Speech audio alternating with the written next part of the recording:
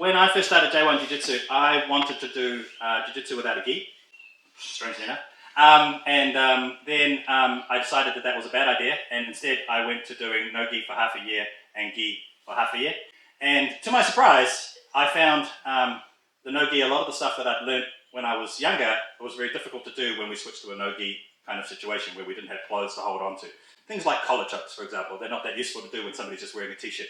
And so I had to go through over a long period of time and modify the way I teach things, because some people would start in the no gi season and some people would start in the gi season.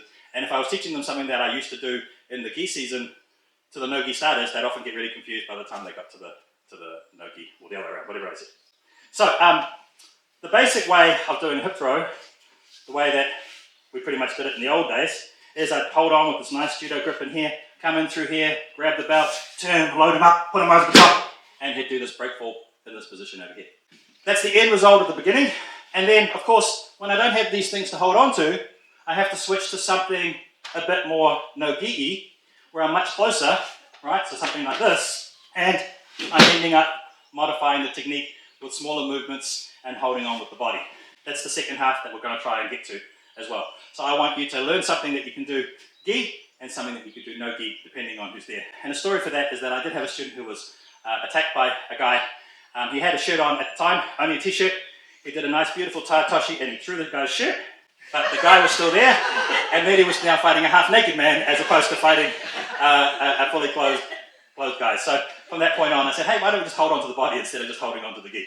Cool, all right, so I'm going to keep it nice and simple here. So we're going to place him just behind, right there, behind the little X over there.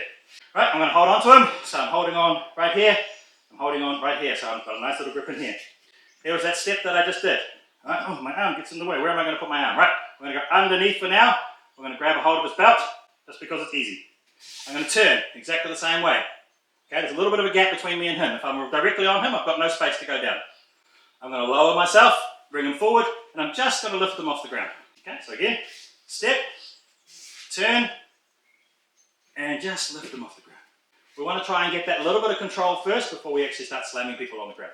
This is just a real basic way of doing it, okay? So there are more fun ways, but we're just going to go step, grab a hold, turn, place my hip in, bring it forward, load them up, and send them over.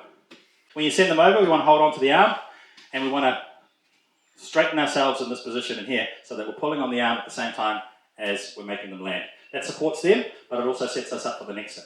If you just kind of throw them and dump them and run, it's a different thing. Just for our training purposes over here, as we're coming in, again, we're going to put them on the X just to make it easier. For the people, step, come around, turn, forward, load, and over, and we're pulling as we do. A few people are getting lower by widening their legs. We want to get lower by bending our legs, okay, so that we are able to lift them with our legs to send them over. All right, so the basic one that we just did then, as a reminder, we stepped, we're grabbing a hold of the belt, we're turning, we're giving ourselves a bit of space, loading them up, sending them over, keeping ourselves nice in this position over here. And generally speaking, we just drive this knee into the rib cage right at the end, just to give them a reminder that we threw them, okay? We call this the Elvis, okay? So in this position over here, boom, boom, right? So that's the Elvis, boom, right? So that's your normal position at the end. You just drive your knee into that rib cage as hard as you can. Let's have a look at the things that make this difficult in real life. First of all, this bit. Okay? If you're just wearing a t-shirt or topless or whatever you're into, right? Grabbing this here may not be possible. Okay? Second part, which we're actually going to look at, is he going to let me just put my arm around the here? Probably not. Even if he was wearing a jacket and I want to go in here, he's going to try and stop me from doing that. The good news is I'm tall. Okay? Being tall means I don't need to worry about that. I can reach over the top nicely. Yeah, it's a little bit more difficult if you are unfortunately not as tall as the other person. The other good thing that I've got is I've got long arms. So because I've got long arms, I can throw them with a monster grip over the top as well. I can't solve this problem necessarily by giving you any hints to do in here, except potentially just taking it away by using a bit more of a head control situation. But if you are a little bit taller, reaching over the top, you've got some access to different things that you can grab. Underneath the armpit's a great one. Okay, so if you're training with somebody who's a little bit shorter than you or roughly your size, you'll probably be able to do this. You'll be able to get a nice, good grip underneath the armpit. If you can get some armpit hair in there, even better. Okay? Now that necessarily moves me closer. Right? So therefore my movement has to be closer, bring them in, and send them up exactly the same way. If you're able to get in, but at this point here you're kind of blocked, you can also grab a shoulder in here. This one makes the shape a little bit bigger, so you go out a little bit more, bring them up, and load them up. Nobody just kind of stands there and lets you throw them. Okay? So, for example, if he tries to punch me in the head, as he's punching me in the head, his body changes. Okay?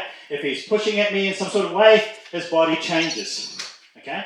And what I want to do is I want to kind of match my hips to his hips when I do this particular throw. So if we go to the, like artificially at the end of a haymaker or something like that, there it is there, right? So roughly that's going to be the end shape of an attack against me that's like a roundy kind of punch, right? If I was to be standing where I was at that moment in time and I do exactly that same shape at that point over here, I'm not finishing that throw. So again, if we do this one a little bit in slow motion, I need to deal with that one first. Again, as you're coming in here, step. I'm looking for that shape, so I'm going all the way around. Bringing them forward, loading them up, didn't quite get it, it's a bit slow motion, but roughly there. So, boom, boom, load them up, and send them over. Okay? So, we have to be good ukes here to give them something slow to work with, because nobody goes from this to this and gets that straight away. You're more likely to have to do this on the move, and then we're going to have a look at the way that he walks, and we're going to have a look at his hips there, right? So all I'm going to do is I'm just going to get you to just walk across. Cool. Now you see, it's a very stylish version of walking in there. He's been doing his modelling. You see how his legs and his hips are slightly kind of moving. I'm going to exaggerate it a bit more than he does. Right? So as I'm walking in here, there's a little bit of an exaggerated hip movement in here. So if we're doing something and he's giving me a little bit of a push, he's going to be pushing me like this, and that's going to turn the hip. And then if I'm going in here, that's going to turn the hip. And I'm going in here, he's going to be turning the hip. And in here, he's going to be turning the hip. Okay? So if I try and do just a normal straight throw as he steps forward, yep, there's a collision, right? And then I'm going to get stuck in trying to turn. With his leg in front, I'm going to turn in here and I'm going to get owned. So I've got to anticipate the way that his hips are going to be turning depending on which foot is moving. And, most importantly, I've got to do that without doing this. Right? If I do this, he's going to pull my head down and he's going to guillotine me, which is not very good for my posture. So, if he just takes a step forward and I take a step forward, our hips, we know where they are. I can kind of figure out where they are without having to look at his hips. And then if I step over here, I know roughly where his hips are. So I can anticipate that the next step, as he steps, I can rotate through, bring him forward, and load him up. Alright, so we do the grid walk on this one. Right, the person who's stepping first, he just taps their foot. Cool, yep, step, turn around, and load him up, and send him over.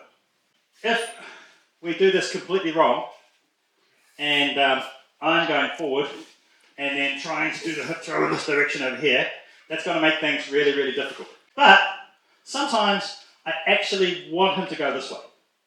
So I want to do a hip throw, or I want to do a turning throw of some sort, and I'm pushing him away. If I'm pushing him away, what's his natural instinct? Yeah, push me back. So as he's pushing me back, I get some forward movement that I can work with. So if I push him, he's got to push back. And as he pushes me back, I can use that to load him up and throw him.